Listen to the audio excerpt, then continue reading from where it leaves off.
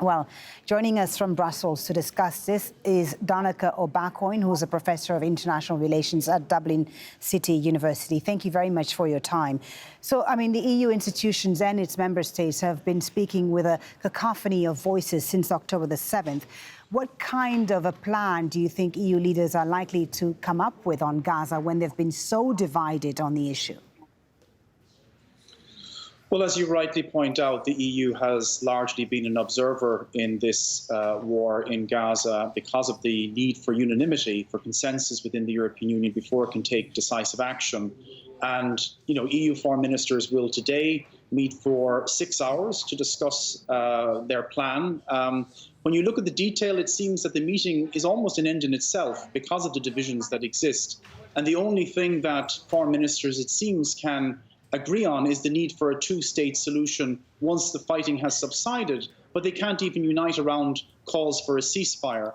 And you have to, of course, compare that to how united the European Union was in mobilizing states in resisting Russian aggression in Ukraine, which was called out by many political leaders in Europe as genocide. They're much more reticent to make decisive moves when it comes to Israel's aggression in Gaza. Why is that? Why were they more mobilized for Ukraine and not enough for, the war on Gaza?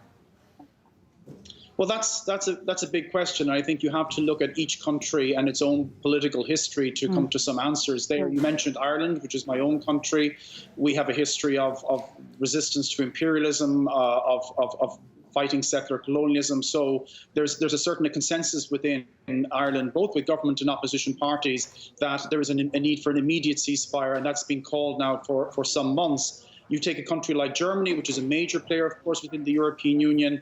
Olaf Scholz has been upfront in saying that they owe Israel a debt, or they feel they owe Israel a debt, because of Germany's genocidal actions against the Jews in the 1930s and 40s. But critics have argued that Germany is finding itself on the wrong side of the genocide argument again and again. You will have seen how the Namibian government recently called out Germany's genocide in Namibia. We have, of course, again, the example of Europe in the 1930s and 40s. And now, again, when Israel is adopting what some people are calling genocidal actions in Gaza, Germany is finding itself on the wrong side of that debate as well. Right. So, Donnacha, where does this all leave Europe's credibility today? Does it really have a foreign policy of its own, or is it subordinating itself to the diktats of the US?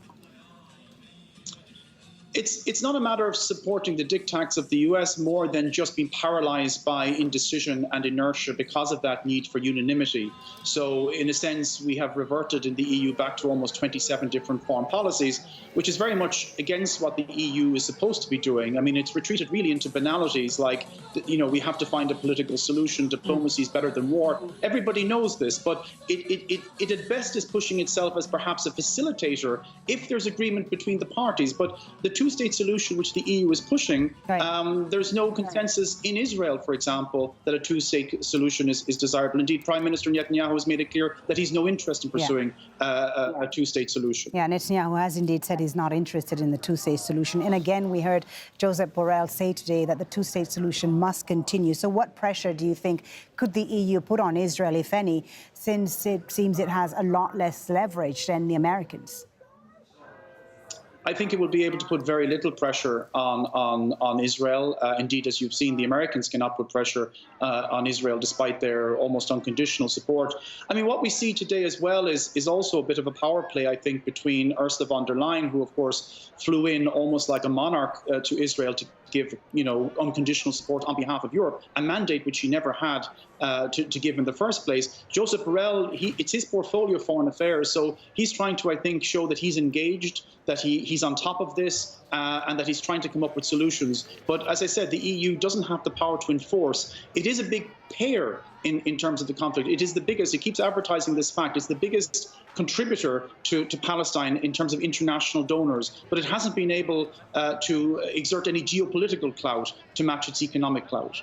Thank you so much for talking to us. Very interesting to hear your thoughts. Donnacha Ó Beacháin, Professor of International Relations at Dublin City University. Thank you for your time. You're welcome.